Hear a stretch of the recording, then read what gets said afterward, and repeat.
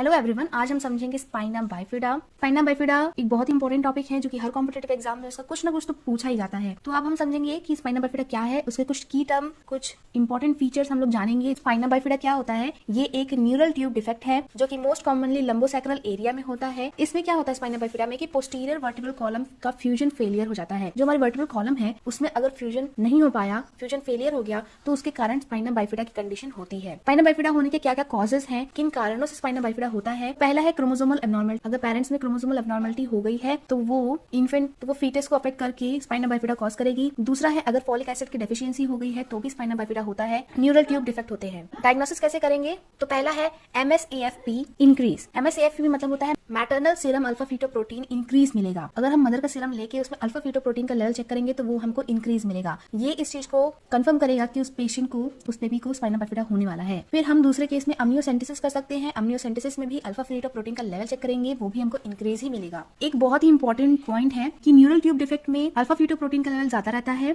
Increase रहता है, और डाउन सिंड्रोम में कम रहता है, डिक्रीज रहता है। ये बहुत ही इंपॉर्टेंट पॉइंट हमने आपको बताया है इस वीडियो में। देन हम देखेंगे टाइप्स ऑफ स्पाइना बाइफिडा। तो दो टाइप्स के स्पाइना बाइफिडा होता है, एक ऑक्यूल्टा होता है, एक सिस्टिका होता है। अगर आपको ऐसी इमेज दिख रही है जिसमें एक सैक है अंदर, तो ये मतलब जिसके अंदर सैक है वो है सिस्टिका, जिसके अंदर कोई सैक नहीं होता वो होता है ऑक्यूल्टा। नो सैक है तो आपको, अगर आप देखोगे पीछे से तो उसमें आपको डिंपल दिखाई देगा और उसके अंदर टफ ऑफ हेयर भरा रहेगा। इसको कहते हैं ऑक्यूल्टा। सिस्टिका में क्या होता है? सिस्टिका भी आगे दो टाइप का होता है, एक होता है मेनिंगोसील, एक होता है मायोमेनिंगोसील। तो मेनिंगोसील में क्या होता है, अगर जो सैक के अंदर मेनिंजेस और सीएसएफ भरा है तो उसको मेनिंगोसील कहेंगे। अगर सैक के अंदर spinal cord, spinal nerve, meninges, CSF ये सब भरा है तो उसको मायोमेनिंगोसील कहेंगे। न्यूरल ट्यूब डिफेक्ट को प्रिवेंशन कैसे कर सकते हैं? कंसीव करने के 1 मंथ पहले से ही वुमेन को 400 mg फॉलिक एसिड प्रिस्क्राइब कर दिया जाता है। फॉलिक एसिड, इससे न्यूरल ट्यूब डिफेक्ट को प्रिवेंट किया जा सकता है। So I hope this was all clear to you. अगर हाँ, आप लोगों को ये पूरा समझ में आ गया, स्पाइना बाइफिडा की की फीचर समझ में आ गए, तो हमें कमेंट्स करके बताना और हमारे चैनल को लाइक, सब्सक्राइब, शेयर